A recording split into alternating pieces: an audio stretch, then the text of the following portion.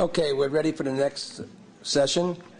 It's my pleasure to introduce Dr. Susan Pannullo today. Dr. Pannullo is the Director of Neuro-Oncology at New York Presbyterian Hospital Cornell Medical Center. She is board certified in both neurology and neurosurgery and is a fellowship trained in neuro-oncology.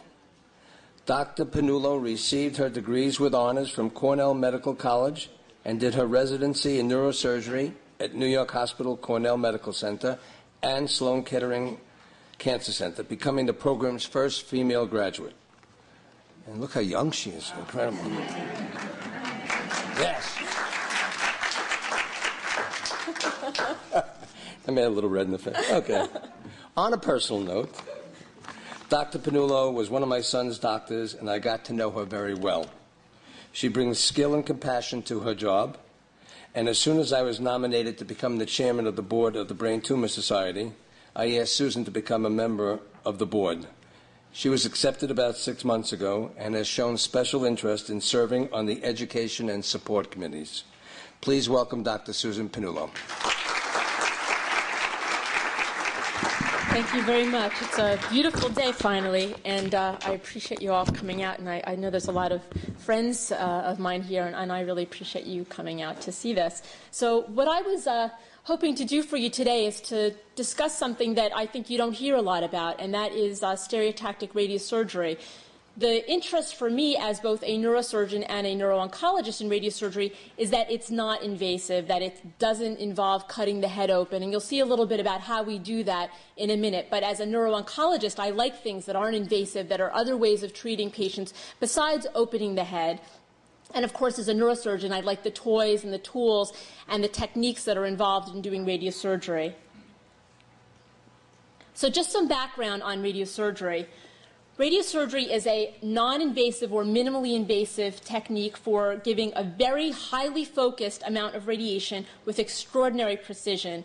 Its intent is to create a desired response. In this case, that would be getting the tumor to die, and it creates a minimal effect upon surrounding brain structures. The stereotactic part of it refers to the three-dimensional planning that goes on in order to have the treatment proceed. And radiosurgery is generally performed in a single session, although this can spark controversy among neurosurgeons and radiation oncologists as our use of radiosurgery expands. Radiosurgery is used to treat a whole variety of conditions, not just brain tumors, but including brain tumors, both benign and malignant brain tumors, arteriovenous malformations, which are tangles of blood vessels that are kind of like tumors in the head, various kinds of dysfunctions of the central nervous system or the peripheral nervous system, particularly a pain syndrome called trigeminal neuralgia, which causes pain in the face. Epilepsy, seizures, and also some psychiatric disorders are some investigational uses of radiosurgery. And finally, as our understanding of how radiosurgery works, it appears that we will be expanding more and more to the treatment of other sites of the body outside of the head, including in neuro-oncology, the spine, but to treat other tumors in the body as well. So just to clarify the various terms that we use, I know many of you have had radiation therapy, and external beam radiation therapy is that usual kind of radiation therapy that most people get.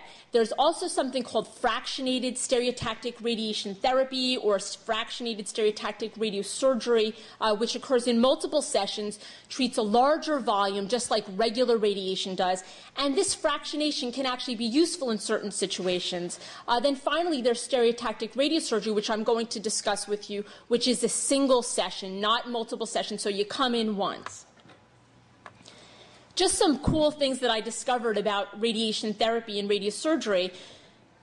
It was really in the late 1800s, in the very end of the 1800s, where radiation and radiosurgery and radiation and imaging for radiation came about. So in 1895, X-rays were discovered, and this picture I found is the first X-ray that was done, and that's Dr. Röntgen. If you hear the word Röntgen a lot around X-rays, Dr. Röntgen's the guy that invented X-rays. That's his wife's hand. I have no idea what kind of ring that is, but I guess it's something for you ladies that they must have invented in the late 1800s. That must have been all the rage for Dr. Röntgen's wife. Anyway, around that same time, the Curies discovered radium, and radiation therapy was began. In the early 1900s, doctors found that radiation therapy was very toxic, and people were actually losing interest in using radiation. There were burns and things like that as radiation was given in a single dose. However, in the 1920s, the French discovered fractionation among their many interesting discoveries. This was one of them, and they realized that if you take the radiation that you're giving and you spread it out over time, you can treat a big area of tumor. Remember, all they could basically do was aim and point in those days, and they didn't have the kinds of technologies that we have now. So one way that they used to make this safer is to spread it out over sections, and this was embraced for many years as the standard in radiation oncology. However, there was kind of a renegade named Lars Lexell, who, of course, as many renegades are, was a neurosurgeon. And he, on his own, broke off from the concept of fractionation and started to use single fraction radiation one-shot deals like surgeons like to do. We like to get in, do our job, and get out. And he, in the surgical style, started to develop a way to safely deliver therapy by dividing it not into multiple sessions but only in one high session. And another doctor named Larson came along and used this similar concept to use protons to do the same kind of thing. So in the 1960s, what Dr. Lexell was using was ultimately developed as what we now have as the gamma knife, and you'll see a little bit more about that in a while. Dr. Landolfi here and we at Cornell and Columbia use this technology, and so you'll hear a little bit more about this. But the problem at that time was that there weren't a whole lot of treatments that you could do. We had the techniques available, but no way to actually see what you needed to treat. So you could only do things that you could figure out were there because the bones were around them. Those you could see on x-rays, like pituitary tumors and like those AVMs, those blood vessel tangles that I was talking about, because those you could see by injecting dye and seeing the blush of dye in the body through a regular x-ray. So those could be targeted. What really made the difference and what made radiosurgery what it is today is the imaging, and that came around in the 1970s as CAT scanners became available. In the 1980s, they became so readily available that doctors figured out how to take the regular linear accelerators that are used for the regular radiation and adapt them using CAT scans to treat tumors that we see on CAT scans. By the 1990s, we had MRI scans, and that allowed us to better target, even further refining what we could do with radiosurgery. So it was really this sophisticated imaging that we could do that allowed us to do more and more radiosurgery for more and more types of brain tumors. This kind of technique, radiosurgery, was embraced at this point as something that could be done in addition to other kinds of therapies that were used for brain tumors, such as operations, regular surgery, conventional radiation, and chemotherapy.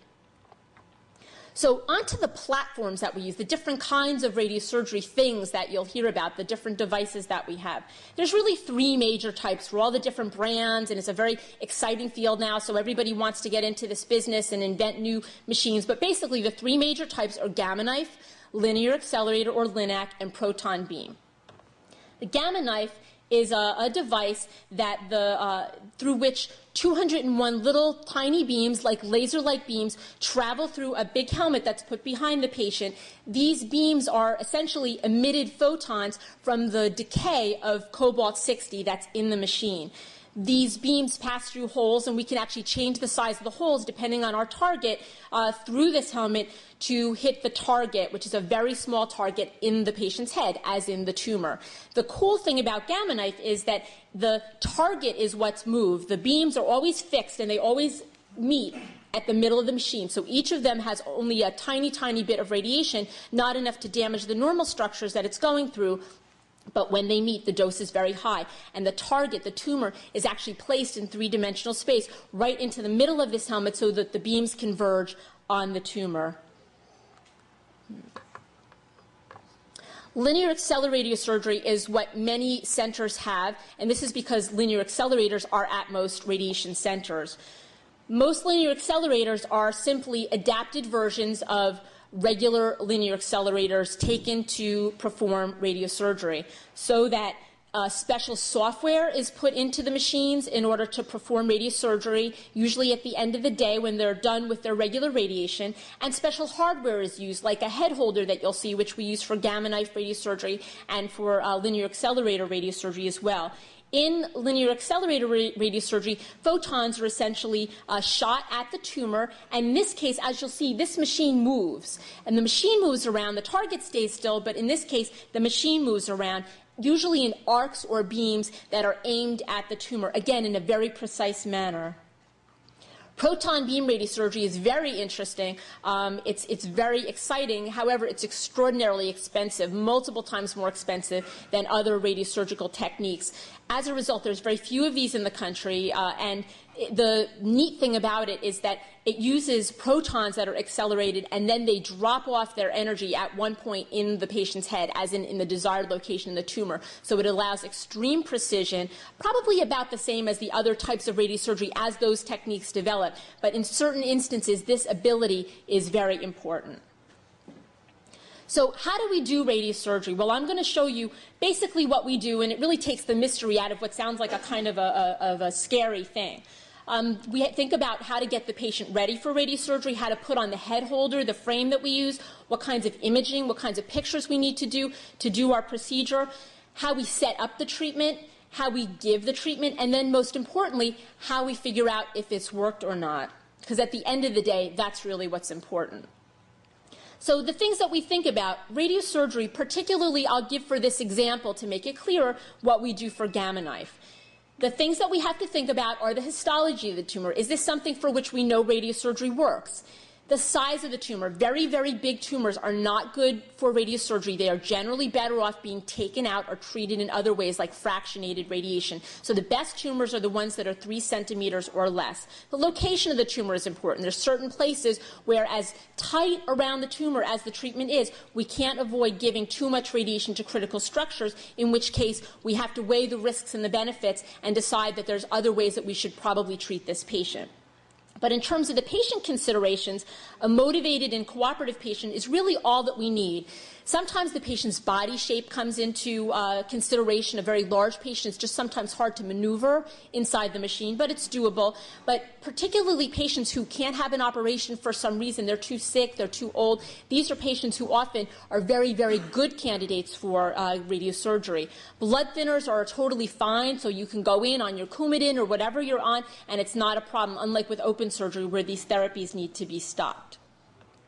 We get the patient ready for really what's just a same-day surgery. That's so nice. The patient comes in the morning, and we start at a very ridiculous hour. We start our procedures around 6 o'clock in the morning, and that's because everything in a hospital, as you'll know, having ever been in a hospital, works much faster at that time. So nobody's backing up in the MRI scanner, the elevators are all working, and everybody ultimately winds up being happy, and especially when people are traveling, they're actually very glad to be in and out before a rush hour. So before everybody else is going, you're in, you're out, you're treated. Often we treat the patient with Decadron. I know everybody hates that medicine. Sometimes we need to use that just preventatively to avoid swelling around the time of the procedures. And if somebody's on anti-seizure medicines, we make sure that they're on them. Sometimes we make sure that we put them on them if it's a tumor that's in a location where we're worried that we might cause seizures, which is unusual. We always explain a lot to the patient, both during and before the procedure, what's going to go on. And of course, the patient gives us permission to do it. That would be in most states assault otherwise. So what do we do to the patient during this? Well, we put the head in a head holder, and this sounds like a kind of a medieval structure, but if you see under there, he's actually smiling. It's really not bad. The limitation of gamma knife radiosurgery, but also the beauty of it because of how perfectly we can maintain the patient immobilized during the procedure and during the scanning, is that we put them in this head holder. In order to do that, we give the patient some happy medicine. They get a little bit of Ativan, and really nobody cares except the doctor at that point what's going on. Then we put on some numbing cream, and then some small numbing injections like you get at the dentist, except with a very small needle, and except using the numbing cream and all the happy medicine that makes it a very pleasant experience. I also happen to think that the environment is very important during the treatment, so that if a patient is made to feel that this is a very clinical and uncomfortable procedure, they're going to experience it that way. So I encourage people to bring in music and relax, and it's all very nice. Our nurse gives massages and stuff. It's like a spa. We take a lot of effort in putting the frame on in the exact proper way during radiosurgery. We want to avoid, since a lot of people have already had an operation, we want to avoid going into the holes where your surgeon left a little dent in your head. And we want to make sure that the target is as close to the center of that frame, because remember, in Gamma Knife, the target's going to be in the middle of the machine. So we want to have it in the middle of the frame to make it easiest to place the middle of the frame into the middle of the machine. Sometimes we have to be creative in order to get this to happen. Sometimes we turn the frame upside down, we move it a little bit sideways, and then we measure the frame with this funny-looking Dodo the Kid from Outer Space bubble to estimate points in the patient's head in space so that we know during the procedure that the patient's head isn't going to touch anything.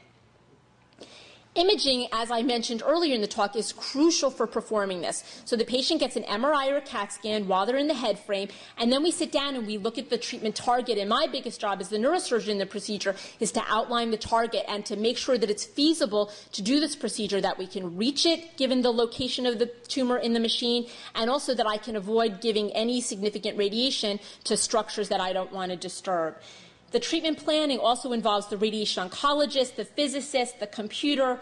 We identify the target, we look at the dosing to the other structures, and we want to make sure, again, that nothing in the head or in the frame is touching any part of the machine. If that happens, then we just have to replan to allow that to occur safely. So this is what our treatment plan looks like. This is what we call a screenshot. This is what we see on the computer screen. And what we've done here for this tumor is we outline the tumor. That's the blue, and that's my job, is to outline our target, because it's a surgical procedure. The surgeon needs to outline what it is that's being treated. And then the radiation oncologist, the surgeon, the physicist, the computer all work together to design a treatment plan to give the radiation here. And then by the time it gets out anywhere past this line, the amount of radiation that's given is essentially negligible. This is what the computer prints out for us, and we take this in when we're getting the patient set up to do the treatment. And this is what we do when the patient is getting ready for the procedure. He's laying down, relaxing. He's in this head holder. As you can see, he's still comfortable. By this time, it's getting a little bit boring, and they often fall asleep during the procedure. But the team sets coordinates in space. That's the whole stereotaxy thing. And we double and triple check it. It's a very good thing for obsessive-compulsive people because there's lots of triple checking. Everything is checked to the point, N in terms of accuracy. So we're arguing about, is it, 15.1 or 2 or 3 millimeters in the machine. It's very accurate. Then the helmet and the patient in the frame, which are all basically together at this point, go into the machine while we go out of the room, because this door is going to open to give the radiation. The radiation, as I mentioned, is very, very precise, goes just through the holes in the helmet to target the tumor. The exposure time is something that we have control of on the outside console. And again, the computer tells us how long the machine should be open for to deliver the radiation, and that depends on the source. So we actually just resourced our machine. We put in fresh cobalt, which minimizes the treatment time significantly, because it does depend on how fast the cobalt degrades to deliver the radioactive energy.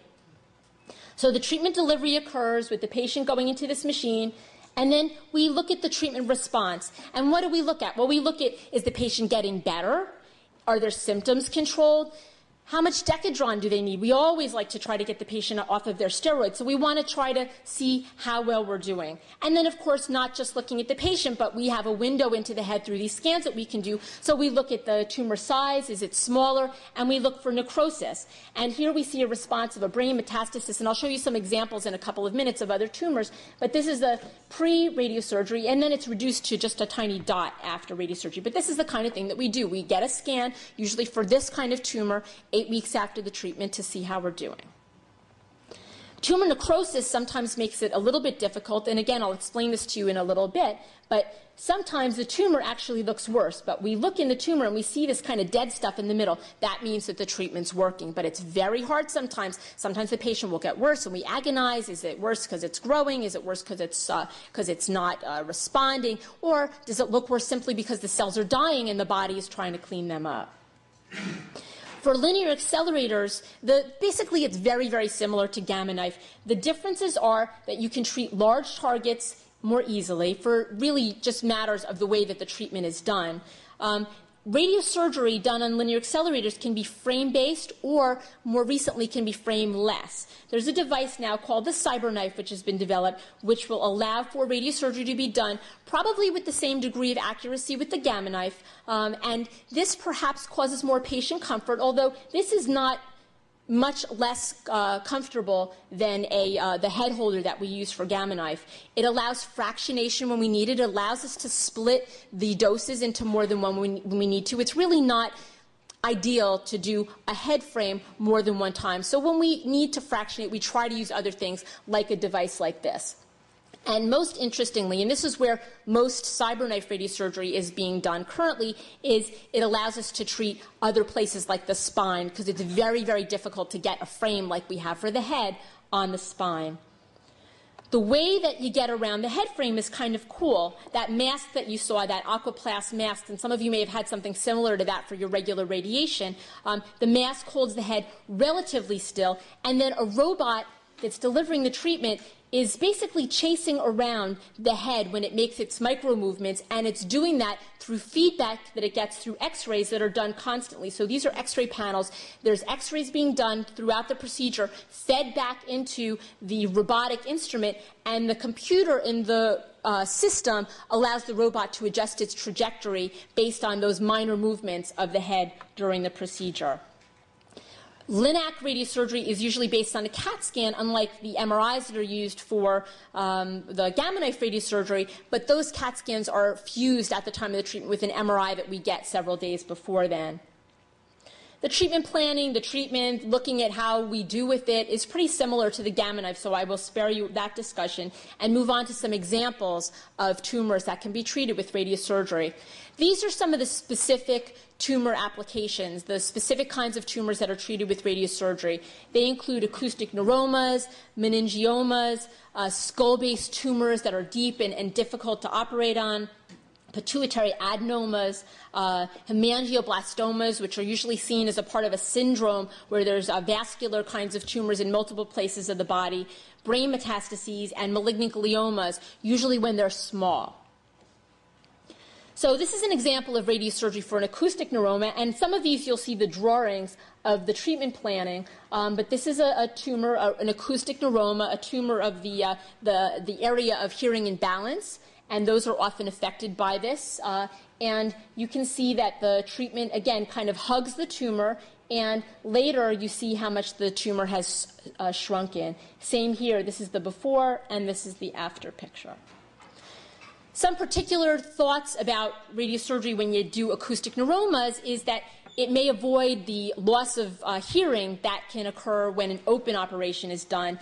One of the risks of open surgery for acoustic neuromas is that the face nerve that allows your face to be animated is right in that neighborhood and may be damaged during surgery.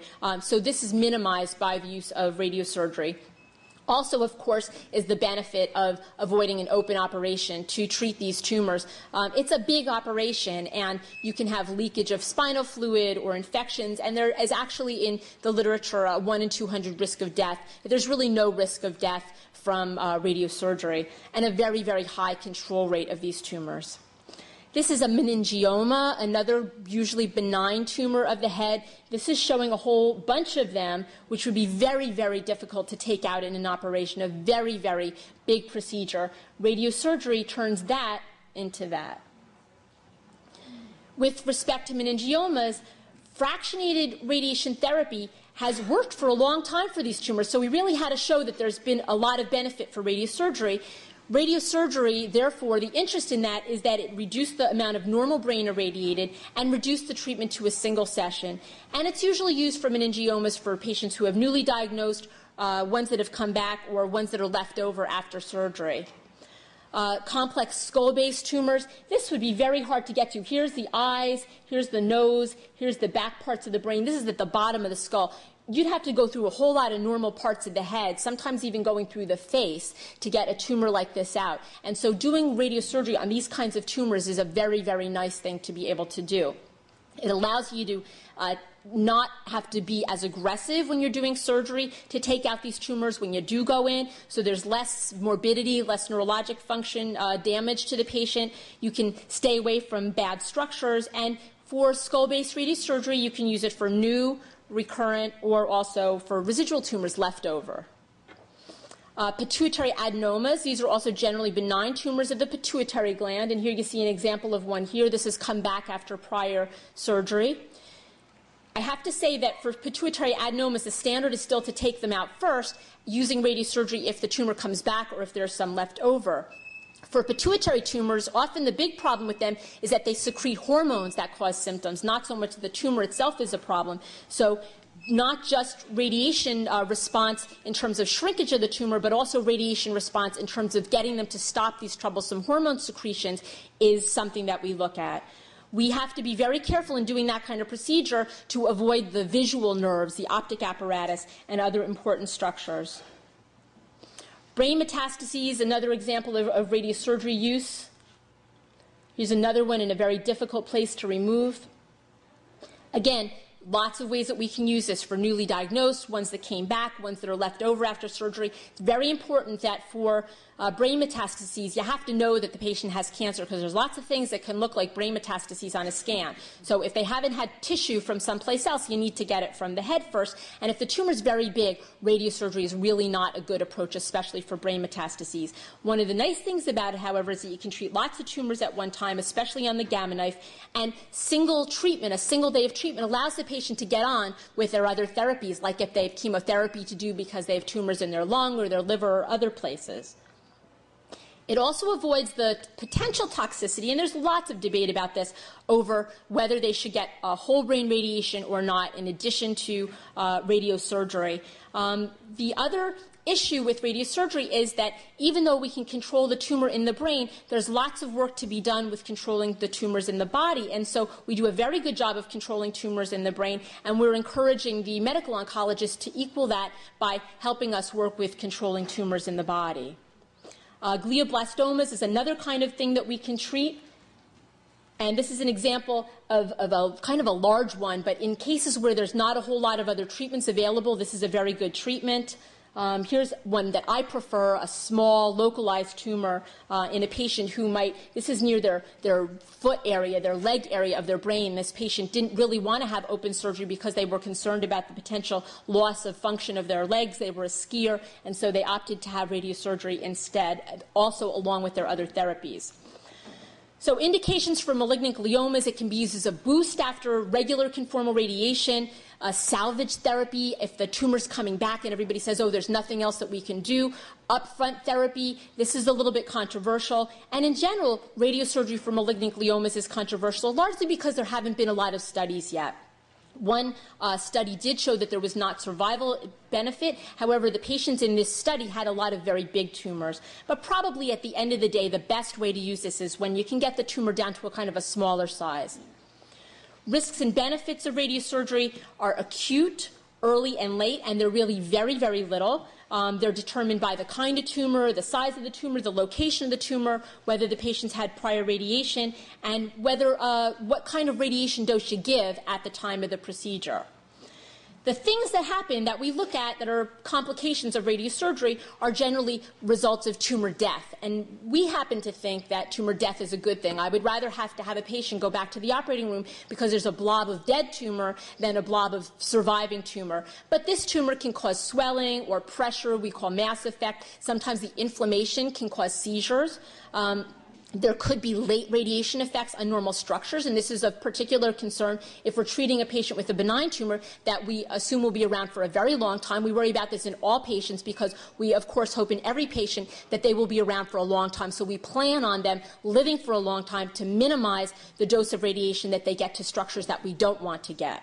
And then there's a whole lot of debate over whether there can be secondary tumors from radiation. This is always a theoretical concern. In fact, there are a couple, and I mean a couple, of case reports amongst hundreds of thousands of patients that have had radiosurgery about some other tumor developing in that area. And even in those cases, it's very difficult to establish a cause and effect link with the radiosurgery. But in theory, I have to say that there is a theoretical risk of another tumor coming by along later in course, just like with chemotherapy that could be complicated by another chemotherapy-related tumor down the line. But again, very, very unusual. So the benefits of radiosurgery are that it's minimally or non-invasive, depending on whether you think that frame's a bad thing or not. Well tolerated. It's an outpatient procedure. The patient generally goes back to work that same day or the next day. It's one treatment that has a prolonged effect, can treat a whole bunch of different kinds of tumors, can treat multiple tumors at one time. The patient doesn't have systemic toxicity, and it can be used with other therapies added on, possibly working together in a synergy. One of the tough things that we have to look at in terms of deciding whether a therapy is working, as in benefits and risks, is how we did on the imaging. And sometimes we don't really know. As I mentioned, necrosis is a hard thing. We don't know if it's the tumor getting bigger. We don't know if it's the tumor getting inflamed. And so I think in the future, there'll be a lot of work on other kinds of studies, on different ways to do MRI scans, on MR spectroscopies. I'm sure a lot of you have had MR spectroscopies in the past, on PET scans, to look at in a different way, what is this stuff? Is this dead tumor? Is this live tumor? So that we can make a decision about the next therapy. From the patient perspective, in general, the happiness of the patient with radiosurgery is very high, and there's been lots of studies on this, and the way that we look at it is we ask the patients down the road. These are patients that were discussed 5 to 10 years after their radiosurgery, and we said, were you happy, and did you need other kinds of treatment? And for radiosurgery, one of the things that we would want to avoid is them having to have another operation, so a benchmark of success is that they didn't. And so in this group of patients, for example, for meningiomas, they were overwhelmingly happy, and most of them did not have another operation. So just to finish up, radiosurgery, very, very important, requires a team approach. The neurosurgeon, the radiation oncologist, the physicist, the nurses, the neuro-oncologist, the medical oncologist, the administrative staff, and most importantly, the patient. The patient is a crucial part of the team that does radiosurgery, not just in terms of the cooperation, but in the understanding that has to go on between the patient and their physicians, and the patients requesting and understanding these technologies. There's lots of different kinds of tumors that we can treat. It's non-invasive, it's safe, and it's effective. When radiosurgery is used responsibly, when it's used in the right setting, it is very, very powerful, and it's a very, very good tool in fighting malignant and benign brain tumors. I think that's it.